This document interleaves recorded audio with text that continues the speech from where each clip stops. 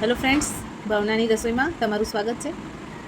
આપણે પાલકનું તો શાક રેગ્યુલર ખાતા હોઈએ છીએ. પાલક બટેકા છે, પાલક પનીર છે, પણ આજે આપણે પાલકમાંથી ટીકડીની રેસીપી તમારી સાથે શેર કરીશું.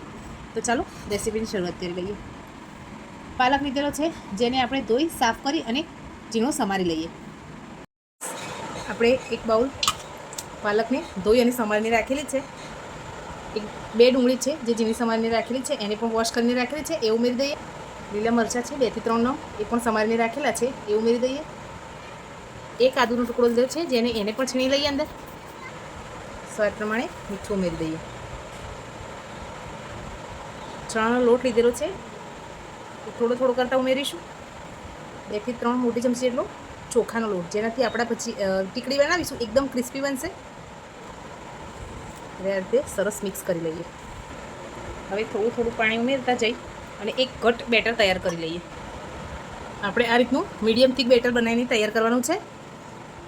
આપણે આને ક્રિસ્પી બનાવવાના છે, એટલે ગાર કરી અને પછી રાખવાની પણ કંઈ જરૂર નથી, અને આમાં ઈનો કે કોઈ સોડા ઉમેરવાની પણ જરૂર નથી.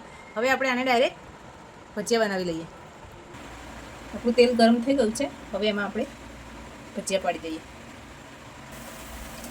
આપણે આને એકદમ ચડી જાય એવા નથી તળવાના, થોડા અધકચરા કરી લઈશું, જેથી આપણે આની ટીકડી બનાવી લઈએ. પછી એને ફરી એકવાર ફ્રાય કરીશું.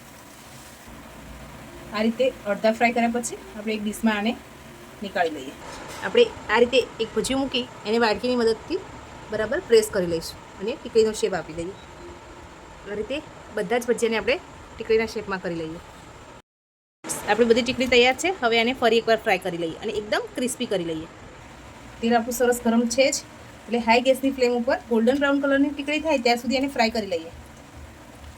ફ્રેન્ડ્સ, મારી આ રેસીપી તમે એકવાર જરૂર ટ્રાય કરજો. રેગ્યુલર પાલકના શાક કરતાં કંઈક નવી વેરાયટી ઘરમાં હશે તો બાળકો પણ સરસ રીતે ખાઈ લેશે. આ રીતે આપણે ઉલટતા એકદમ હળવા હાથે સરસ ગોલ્ડન બ્રાઉન કલરની ફ્રાય કરી લઈએ. ફ્રેન્ડ્સ, આપણી ટીકડી સરસ ગોલ્ડન બ્રાઉન કલરની ફ્રાય થઈ ગઈ છે. હવે એને સર્વિંગ પ્લેટમાં સર્વ કરી લઈએ. ફ્રેન્ડ્સ, આપણી ટીકડી પાલકની ટીકડી બનીને તૈયાર છે, એકદમ ક્રિસ્પી. તમે પણ મારી આ રેસીપી જરૂર ટ્રાય કરજો. લાઈક, શેર અને સબસ્ક્રાઈબ કરી દેજો, અને કોમેન્ટ કરવાનું ભૂલતા નહીં. Thank you.